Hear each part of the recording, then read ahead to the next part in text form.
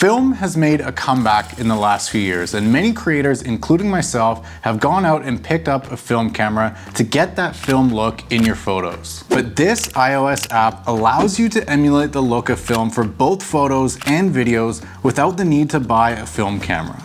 It's called Dehancer, and the iOS app is available on both iPhone and iPad. This video is not sponsored by Dehancer, nor did they have any input on the video. They did, however, hook up a free license to use the app, and in this video, I'm going to show you guys how the app works. When you open the app, you're met with this page where you can open a video or a photo from your camera roll. I'm going to start off with a photo. It's a pretty clean, simple interface. In the top left, you can click this icon to show and hide a histogram. The top right allows you to go back and forward in time with your edits, so if you make a mistake, you can undo it.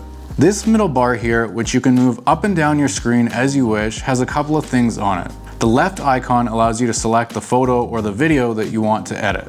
The icon on the right is how you would export once you're done editing. And in the middle, you can toggle between the presets and the edit tab. From the preset, you can select from a bunch of different films, and one and done apply the preset to your image or video, kind of like a LUT or a preset. If you want to see a before and after, you can just hold down on your image and it'll show you the before. Here are a couple of edits using just the presets. Going into the edit tab, this is where you can really start to see the power of Dehancer. Once you switch to the edit tab, you'll see all of these options appear on the bottom bar. Each one controls something different, and you can see which ones are active by which ones have this little dot in the top right corner. You can toggle on and off of the controls by tapping the control name. I'm going to turn off all of the controls and go through each of them from the beginning.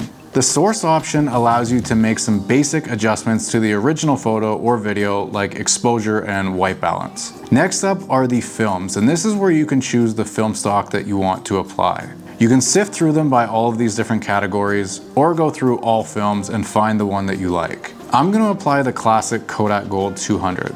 You can use the push-pull to further adjust the profile appearance. If you want to reset any sliders that you've adjusted back to 0, just double-click on the slider. The Developer tab has some additional tools you can use to adjust your image, like Contrast Boost and Color Boost. Compression is a nice one that I use quite a bit in both my photos and my videos to eliminate hot spots in my images and compress the highlights down to avoid clipping.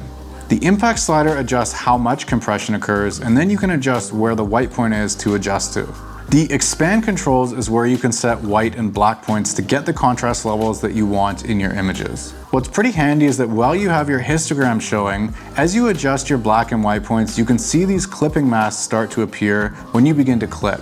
The Print tool allows you to select a print medium to emulate. I'm going to go with the Kodak Endura paper, and in here you can make some further adjustments to the print settings. Colorhead is kind of like split toning and allows you to get creative with color balance. I don't really use this tool very much, but it's nice to have the option. Film grain is where you can add that classic grainy look to your photos and videos.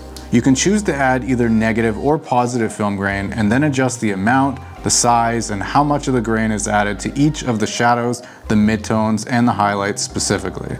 Halation is that red-like glow around sharp contrast areas or bright areas that is so characteristic of film, and in here you can play around with the various controls to get it just how you like it. Bloom is kind of like a glow effect that you can add to your photos and your videos, and again you can adjust the amount and a bunch of other controls. Lastly is Vignette, and this is pretty straightforward and something that I typically add to my images and my videos. And here is the final product, and a couple of other edits that I did using the app. When it comes to video, it's pretty much the same process, so I'm not going to step through an entire edit again, but here is a before and after of a few video clips using only Dehancer to edit. Personally, I don't use this app at all for videos, as I do all of my video editing on my laptop. But if you're someone that likes to edit on the go, maybe for an Instagram reel or a YouTube short, then it could be handy to have this option to just quickly edit and post a video.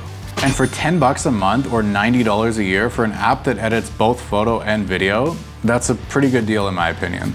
You can try it out for free and export up to 10 videos or photos in your trial.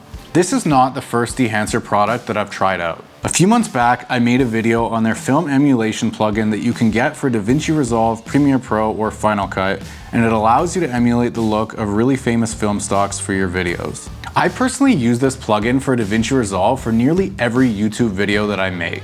If you want to see why, check out this video.